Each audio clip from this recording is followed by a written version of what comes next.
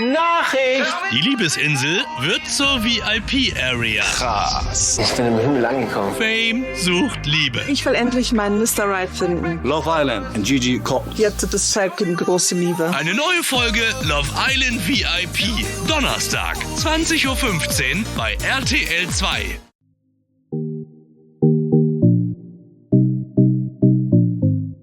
Welcome to the If Not Now, When podcast series. I'm here with Bolaji Abdullahi, who used to be the Minister of Youth Development and I think at one point sports. He's also written a fascinating, very well-written book about Jonathan's administration called On a Platter of Gold. And most recently, he's written a policy memo for Agora Policy on repositioning Nigeria's public universities for national growth and competitiveness. Welcome to the show. Thank you very much. It's my pleasure. So I'm extremely excited to have this conversation because obviously public education is so important to growth, to competitiveness. And we talk a lot in Nigeria about the failings of public universities. It's often an issue that we have strikes. Most people know ASU because they go on strike often, and sometimes it takes forever for people to graduate from school because of all of these things. But I've never truly understood what the problem was, right? Why our public school system appeared to be producing such poor results, why the strikes happen so often. And actually, for the first time, after I read this memo from Agora Policy, I felt like I had a much better understanding. And it's such an important issue that I think in order for us to have a better sense of what we need to do to change it, to improve the system, we need to first understand how it works and what the problems are. And so that's what I wanted to discuss with you today. Thank you.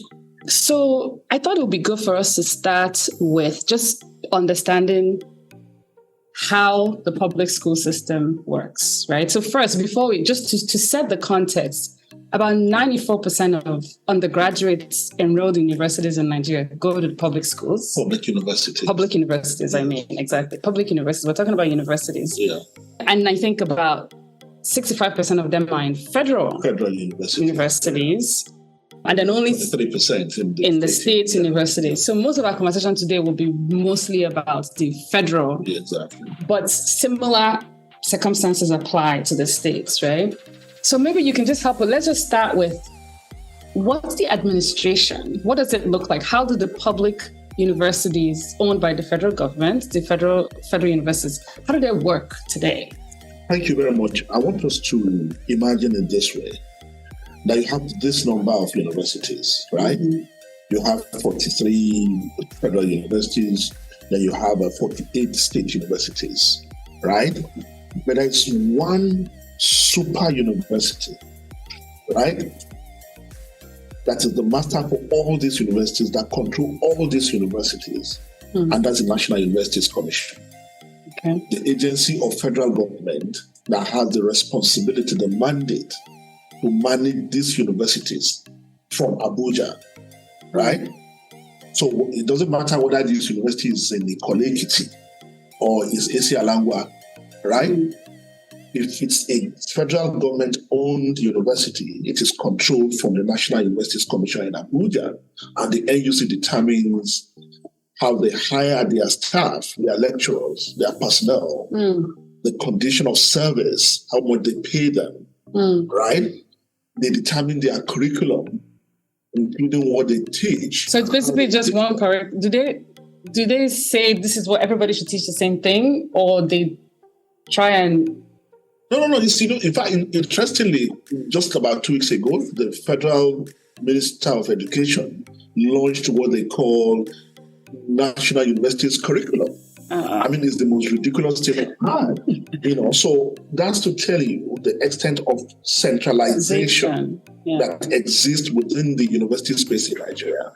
So the NUC hires lecturers for all of the federal government universities, basically. Universities interview the people they want to hire. Right. But the National Universities Commission, on behalf of the federal government, need to approve for them to hire those. And there are standard terms and conditions of service that are generally applicable. So it depends on your level grade, right? So a professor or an associate professor in University of Lagos earns the same salary as an associate professor in University of Maiduguri. Right. A senior lecturer in Nsukka earns the same salaries as a senior lecturer in Damaturu. It doesn't matter whether this associate professor is associate professor of artificial intelligence or is associate professor of archaeology, right? They earn the same salaries as long as they are associate professors, right?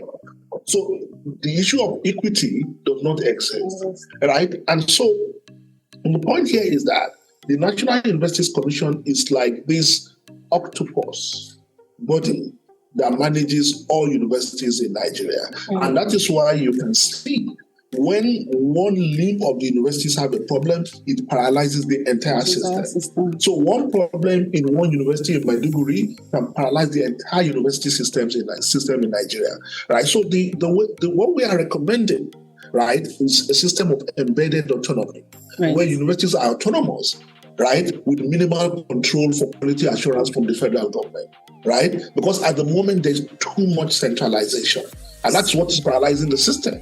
So we're going to talk in a second about how to change this, right? How to improve this.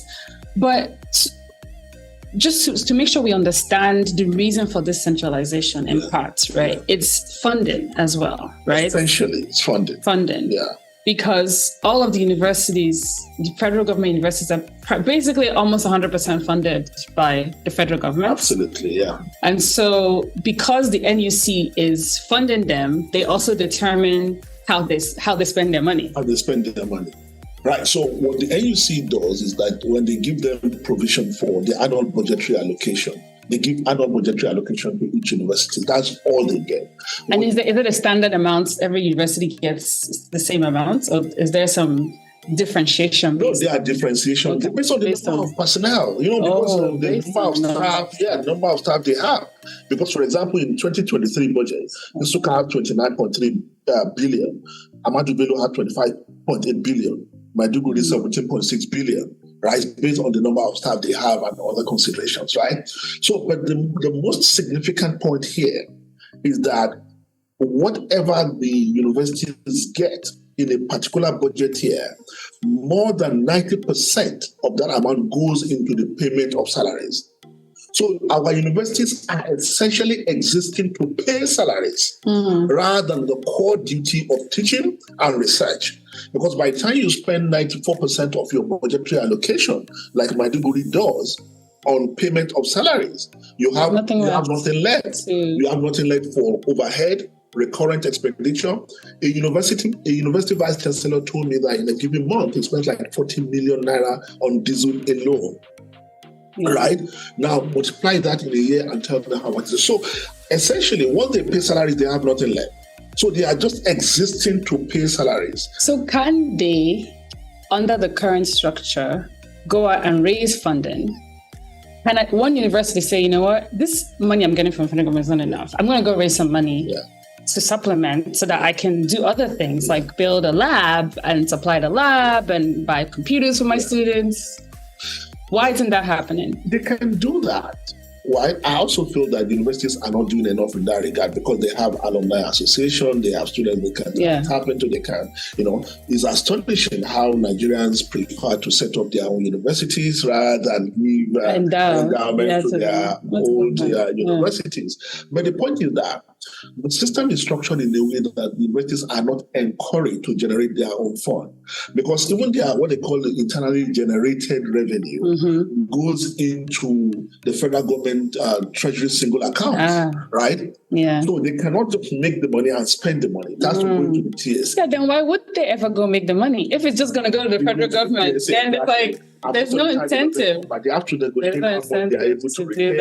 They call it retain funds. So how much they're able to retain and how much that goes into the federal government coffers. Because in a way, they are also seen as revenue generating agencies. They don't have enough, but they are also seen as revenue generating agencies. How are they seen as revenue generating when they don't have enough? And the federal government's logic is that they are controlling corruption, right? They don't want people to be stealing the money that they are making internally. So it goes into this Treasury single account because they are federal government agents. Now, the point is that if they are granted autonomy, right, with the relative autonomy that we are advocating, we allow these universities to fund themselves, even when they get a grant.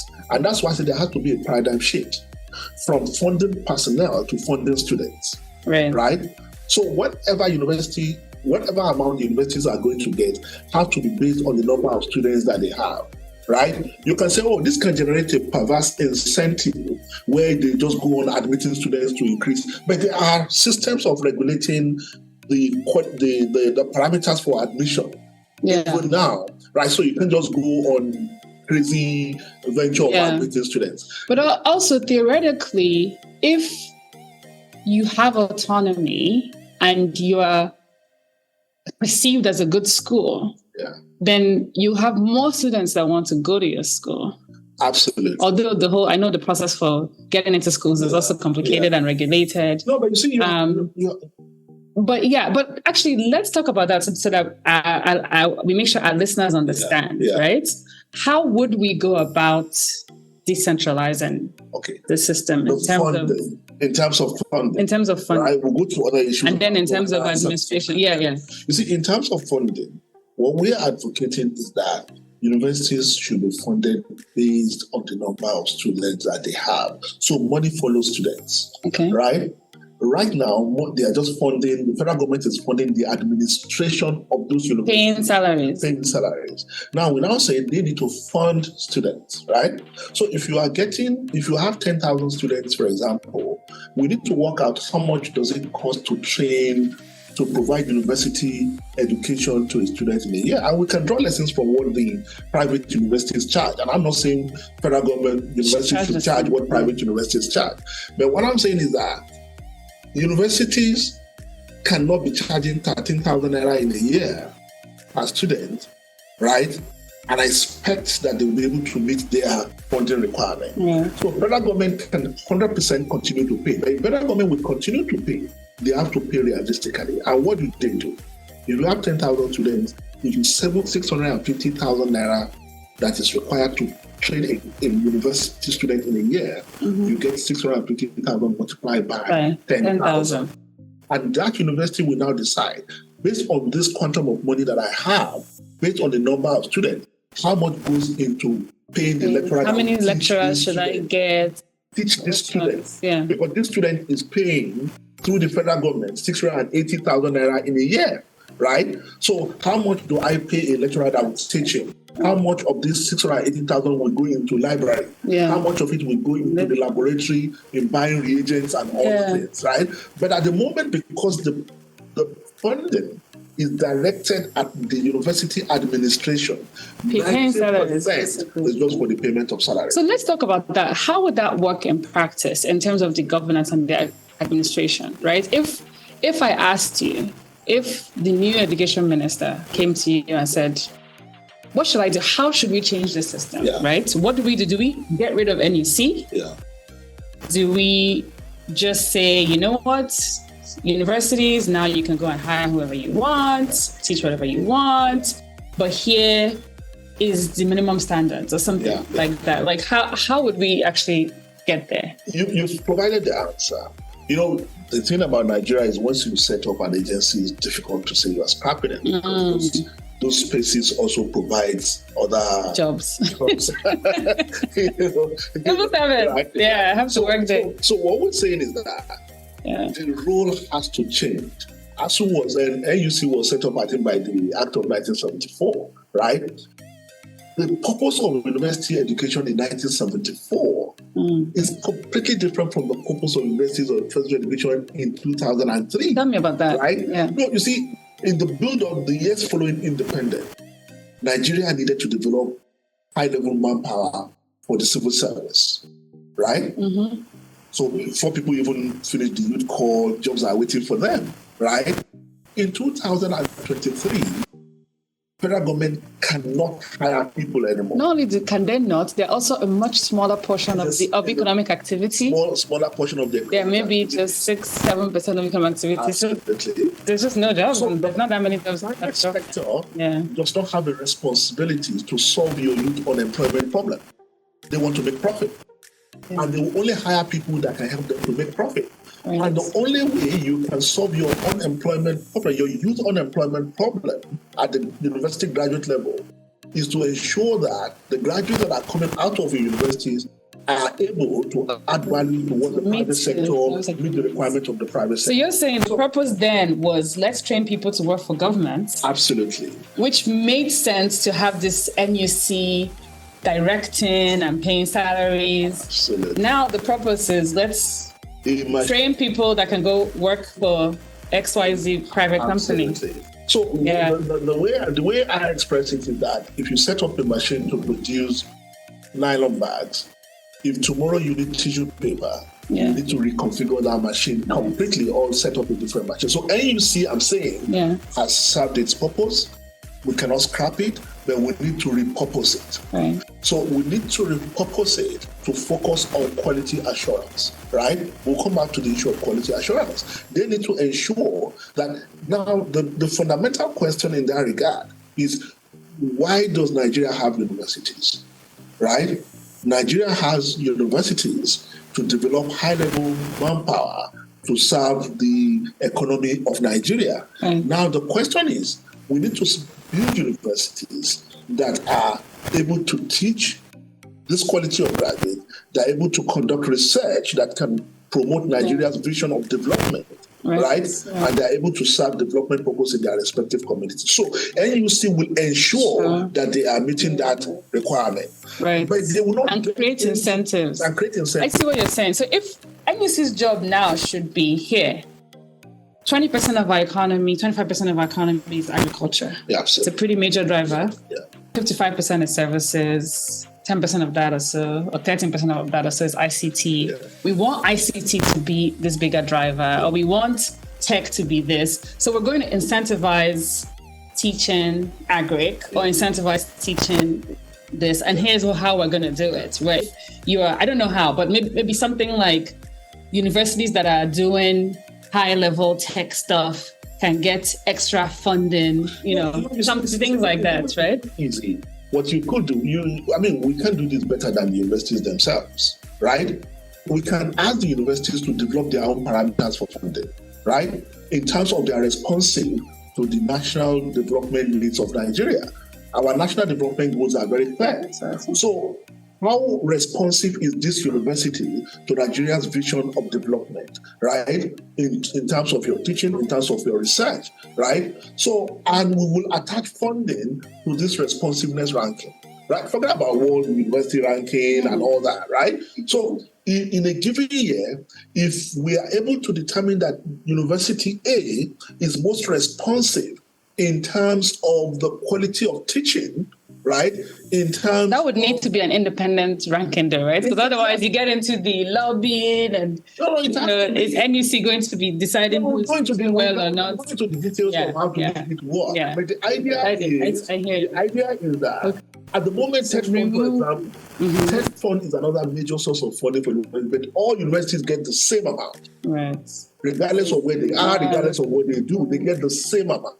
And the purpose of TED Fund is supposed to be to support tertiary education in terms of developing infrastructure, in terms of supporting their research, in terms of providing. But you're saying there's no inbuilt incentive mechanisms because everybody just gets the same. It doesn't matter what you get the same.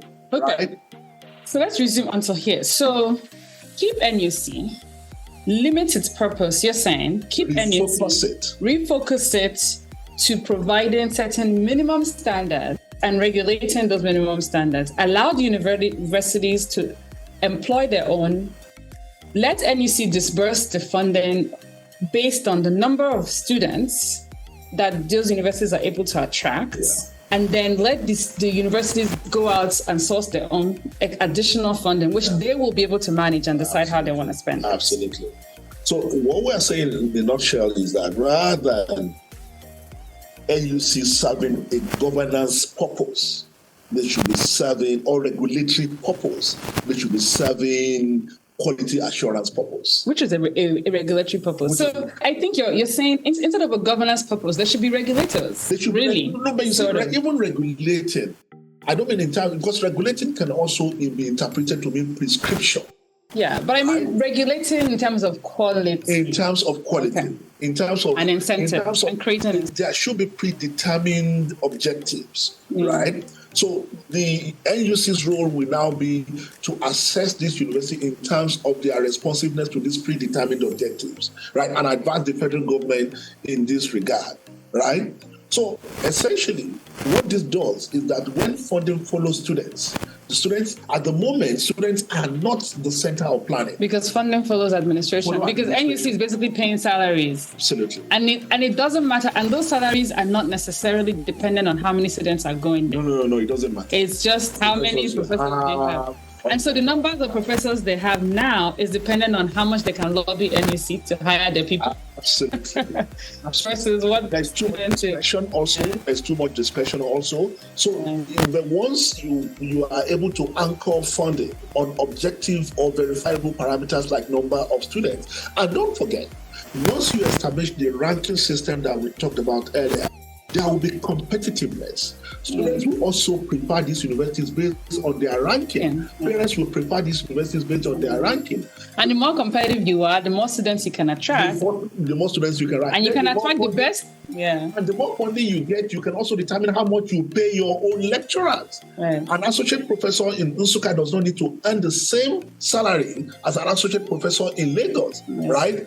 The output should determine what you get. At the moment, there's no accountability. It's not based on anything apart from the fact that you are employed and you got promotion. Anyhow, you got that promotion, right? Right.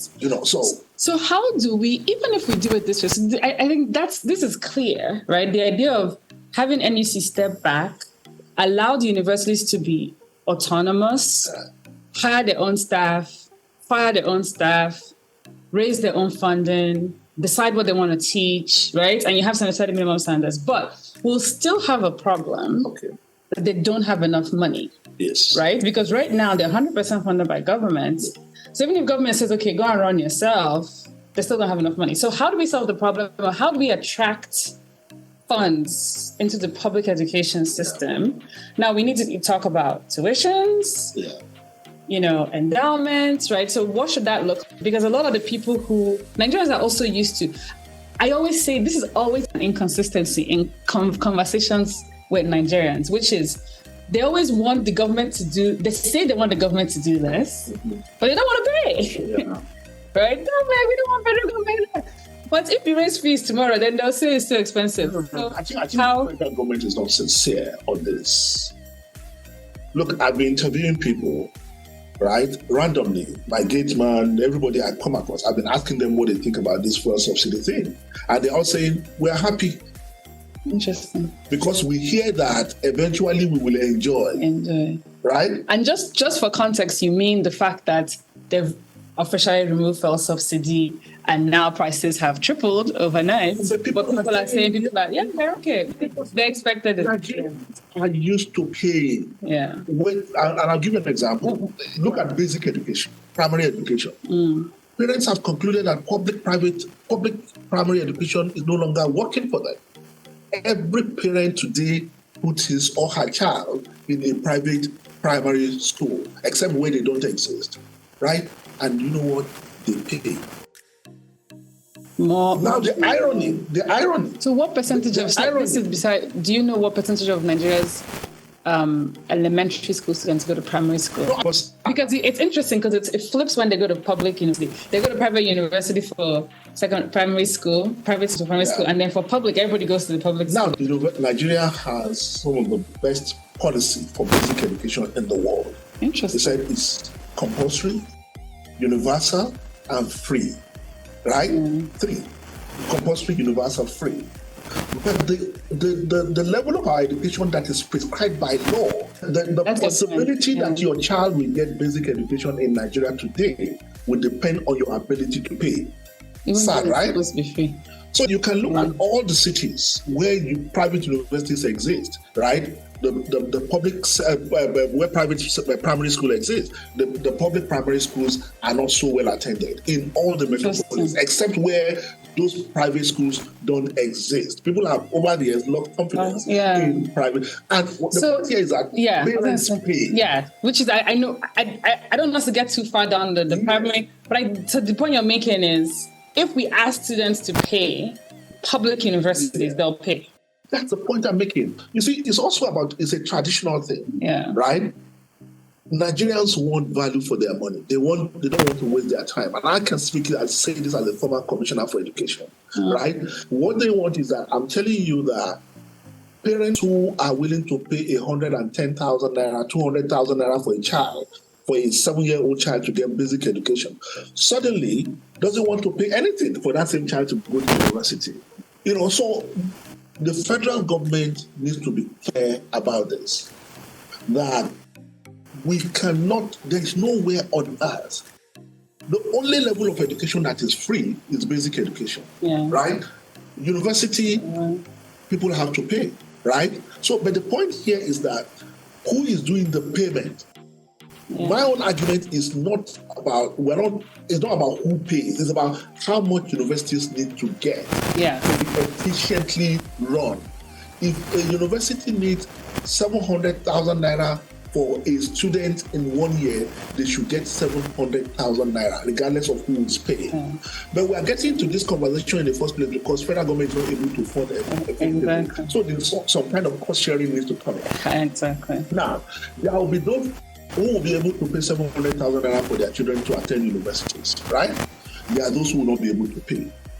So there are children from indigent homes who are talented, who need university education for career progression, right? How will the federal government help these children? And that's where the idea of education bank comes in. This idea has been on for close to 20 years now. You mean in Nigeria? In Nigeria. Yeah, I mean, every government has been talking about it. Really? The National Assembly especially education bank, meaning creating a bank. Education bank to provide federally backed loans to students to access university education, right? So when if a student goes into a bank to borrow money and pay the university, if the federal government is withdrawing completely, is paying 700,000. The federal government is paying a portion of it. Is borrowing money to the extent of the amount that he needs to contribute. And in the federally backed loan, he doesn't start paying until he starts to work. You see, it's an ecosystem. And the moment he starts to work, he begins to get that amount deducted from his salary. What this does is that the moment you begin to pay, then the students become real stakeholders in insisting on quality. So you promote horizontal accountability. Because now I'm paying, right? I will insist on quality. I will insist on value for money, right? So we begin to talk about returns on investment, right? So, and all this in a way drives standards and quality. And it also drives competition. Because if I'm going to pay, I want to go to the best school. I want to go to the best school. That will, in my area of study. That will enable me to get a job. Get a job that will help me pay back the loan. The loan and leave your descent. So then what we will end up with is self-autonomous running universities that might get a portion of, if we decide it costs 100, let's just say if we decide it costs 700,000 per student or 1 million naira per student a year, maybe the government is funding a standard 30% for everybody per student. Absolutely. Maybe the student is funding like another 70% or 60%, right? Yeah. And then people who are, and then maybe endowments from the private sector, we can talk about how they can attract endowments. Yeah. And then scholarships. And then the people who are poor or indigent can demonstrate that they're indigent will get loans from the federal government to cover part of that, their 70%. Absolutely. That is okay. Yeah. So that, Another interesting side, because we need to be very careful. I don't want anybody listening to us to think that we are advocating the kind of market orientation that American universities run on for Nigerian universities. That's not what we're advocating. let the market decide. So, I mean, No, that's I hear you. We're not saying just let the market decide. No. We're saying let's determine how much it costs. Yeah. Government will pay a portion of that. Absolutely. And then the student will be responsible for the rest. But for some students who are not able to pay, will get help with the part, extra help. So the government, for some people, might be paying 50% instead of 30%. Absolutely. Yeah. And the loan they are getting is also backed by the federal government, guaranteed by the federal government, right? They don't start paying until they get a job. You see, so with lower interest rates. But actually, that's how public universities in America works too. Yeah. Is that they're cheaper than the private schools, and you can get federally backed. Actually, you can get federally backed loans in the private schools too, but you can get federally backed loans to go. Now, another interesting side of that also is that the departments in Nigeria today that are not getting enough students. You say in a year you don't get enough spaces for admission, right? Or why 1 million students don't get admission. Yeah. But there are some departments that don't get enough students in Nigeria.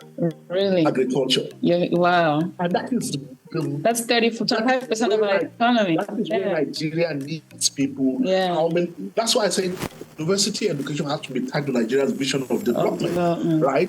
So how do you attract people to go study those things? What kind of economy do we want to build in the next 20 years? What kind of manpower do we need in those 20 years? How many irrigation engineers? How many agronomists? How many crop scientists, right? Now, the idea of a federally backed loan can also help you to steer students towards those courses that Nigeria needs experts on. I see. So I give you priority if you apply for loan, if you are studying agriculture-related courses or engineering or education-related courses. I mean, those are the ones that don't get enough applicants. Agriculture and education. Right. Interesting. Right.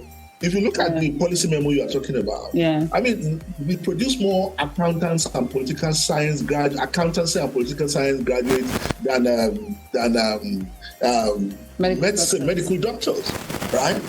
So the idea of this student bank, education bank is that it can also be a means of steering people applicants towards the areas that Nigeria needs those high-level manpower over the years, based on the kind of economy that we want. Look, if you enter a country, just one quick point, if you enter a country, by merely looking at the way the universities are organized, you should be able to tell the kind of economy that country is trying to build, the kind of society they're trying to build. In Nigeria, that's not it. Because to your point earlier, we're still upgrading on when we were trying to build people to go into the public service. Absolutely. Which it made sense then for the government to be paying for everybody because they're going to come work for government. If you read but now it doesn't make sense anymore. 2020, I like to refer to Vision 2020. It's one of the best development plans this country has ever generated,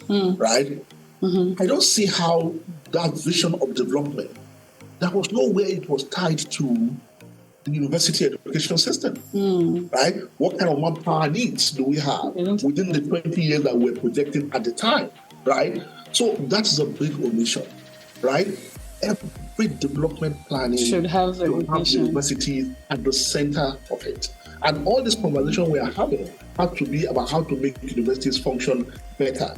At the moment, they are not. Yeah. And unless we change the funding system that we have talked about, the governance system that we have talked about, and the quality and incentives. So my last question, this has been a great conversation. My last question before we wrap it up is how do we get the private sector interested in funding public universities as well? Because like you said, even if we make these universities autonomous, we've talked about how they'll still need more money. So so you have to get students to pay tuition. Yeah. But to really have really good universities who can invest in research and development and do the things we need to empower growth, like we've been talking about, we will still need even more money otherwise, right? So how do we get the private sector to fund endowments and, I don't know, what do you think? How do you think about that? Because it'll cost a lot of money to do the kinds of things that I think we should be wanting to do for growth. If we wanted to displace China or India as the next manufacturing hub. Yeah. And thank you. I mean, that has to do with the issue of quality assurance, and that's a good way to wrap up this, right?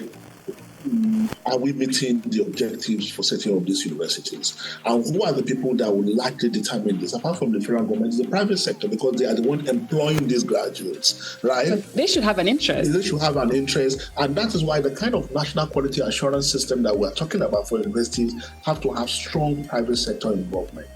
I read the report, and it's included in this memo, but in 2020, Nigeria ranked 50 in the world in terms of the number of research completed in the world, right?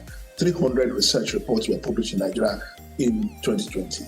But out of these 300, only 13,282 research papers were published in Nigeria. 13,282 research papers were published in 2020. Only 300 were found to be useful, 2.2%, right? Because they were carried out. They were not demand driven, right? They were carried out of context. But when you involve the private sector, they can be the primary off-takers of these research reports, because they will use it to improve their own productivity, their own competitiveness, and their own bottom line, right? So when you involve them, they see themselves as stakeholders. They can fund this research directly, whether it's in pharmaceuticals or in agriculture, in whatever. At the moment, there is so much wide gulf between the private sector and investors, which shouldn't be. Now, another point is this. Apart from appealing to people's sense of goodness, quote unquote, in terms of private sector, we have to provide real incentives. Because look at it. The private sector, like tax benefits for funds, whatever tax write-offs, maybe endowments. It's also a way to promote themselves. If they think good students are coming from there, then now you have some governments in Nigeria that give scholarship to students at the moment to attend private universities, right? Sorry, public universities. But scholarships to do what? How much do they pay? 30,000 naira, 50,000 naira. What is that? Right? But if you raise the tuition, it'll be better. The interesting thing is that the federal government gives scholarship, the state government gives scholarship, but these scholarships are given to students to study abroad. The government is giving scholarship for people to go and study abroad. Do you know how much they spend on giving foreign scholarship to Nigerians every year? They spend, it's like it exists solely to provide scholarship for Nigerians to study because abroad. They feel that the university system is not capable of funding what they need. You don't charge tuition. So what scholarship? That's a good point. Right? So they're not charging. Have to restructure. The last point I want to make about the private sector is this. We have to let them see that ultimately why they need to be involved in this. Because look, if I set up an accounting firm in Nigeria, right? I don't need to hire anybody in Nigeria to do my accounting for me. I can hire an Indian sitting in Bombay or New Delhi, right?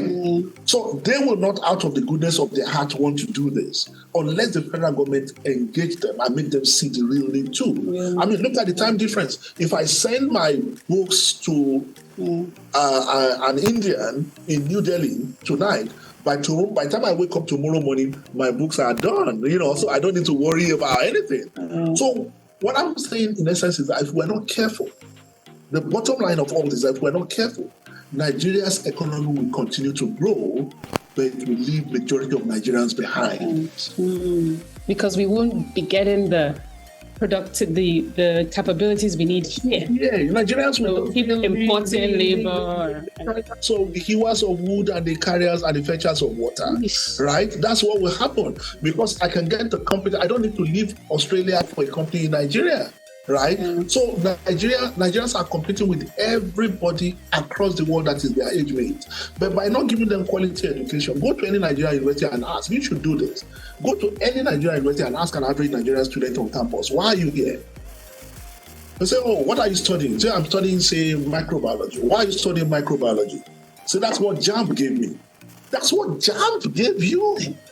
So even the admission system needs to be reformed, which we didn't think about. At the moment, everybody goes into university because there are no alternatives. Why do we still bring plumbers from Ghana? Vocational school. Islands from Cotonou. We can develop a national certification standard. Great point on which to end.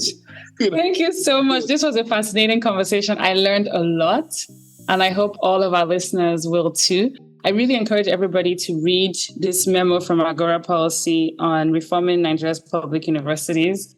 And I hope that the new administration will do something about this because truly, like you say, it's a critical prerequisite for economic growth. Absolutely. Right? Absolutely. So thank you again. And thanks again for having me.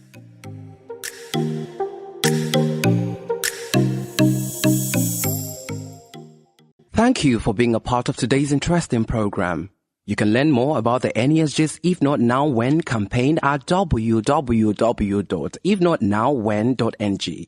You can also listen to other interesting conversations by visiting www.nesggroup.org/podcasts.